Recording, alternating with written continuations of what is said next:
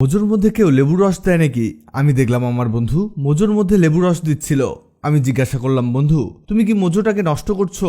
বন্ধু বলল, মোজোটাকে নষ্ট করছি না, এটা আমাদের অনেক কাজের একটা জিনিস তৈরি হচ্ছে। আমি বললাম, মোজোতে লেবু রস দিলে তো অ্যাসিডে পরিণত হবে, আর এটা খেলে আমাদের অনেক ক্ষতি হতে পারে। বন্ধু বলল, এটা কোনো খাবার জিনিস তৈরি হচ্ছে না, এটা আমাদের সবার অনেক উপকারী জিনিস তৈরি হচ্ছে। এরপরে সে একটি বাটির মধ্যে এটাকে ঢালতে ঢালতে বলল, দেখো বন্ধু, এখানে ঢালার সময় একটু সাবধানতা অবলম্বন করতে হবে, কারণ এটাতে অনেক প্রেসার তৈরি হয়েছে, তাই মোজো চারদিকে ছড়িয়ে যেতে পারে। এর জন্য আস্তে আস্তে বোতলের ছিপি খুলে এর থেকে লিকুইডটাকে বের করতে হবে। সে বলল, এবার লাগবে বেকিং সোডা, এটা মূলত খাওয়ার সোডা। এই সোডা মূলত সবার বাড়িতেই থাকে। এই সোডা এতে দিতে হবে 1 চামচ পরিমাণ। আমার মাথায় আসছে না সে আসলে এটা কি তৈরি করছে। এবার সে বলল, এই সোডা এতে দিয়ে ভালোভাবে মিশিয়ে নিতে হবে, যাতে সোডার এক দানাও অবশিষ্ট না থাকে।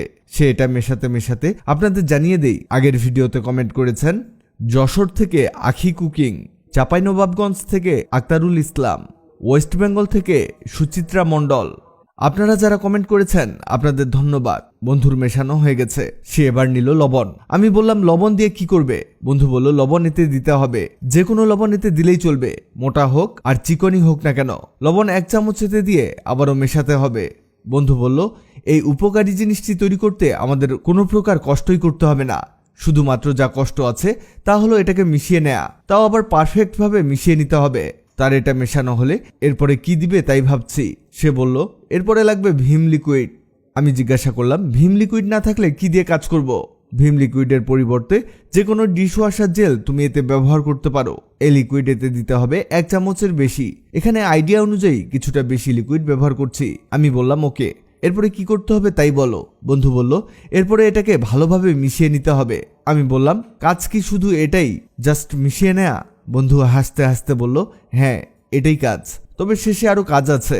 সে এটা মেশাতে মেশাতে, আপনি জানিয়ে দিন আপনি কোথা থেকে ভিডিওটি দেখছেন, যাতে পরের ভিডিওতে আপনাকে ধন্যবাদ জানাতে পারি। বন্ধুর মেশানো হয়ে গেছে। সে এবার এই লিকুইডটাকে একটি ফানেলের সাহায্যে ছোট একটা বোতলের মধ্যে প্রবেশ করাতে করাতে বলল, দেখো বন্ধু, আমাদের কাজ কিন্তু একেবারে শেষ। এটা তাহলে তুমি কি তৈরি করেছো? বন্ধু একটা প্যান দেখিয়ে দিয়ে বলল, দেখো বন্ধু, এই প্যানের মধ্যে রান্না করার কারণে কি পরিমাণের কালি ময়লা হয়েছে। এটা সাধারণ লিকুইড দিয়ে পরিষ্কার করা প্রায় অসম্ভব হয়ে যায়। যদিও পরিষ্কার হয়, তবে অনেক প্রেসার দিয়ে অনেক সময় নিয়ে পরিষ্কার করতে হয়।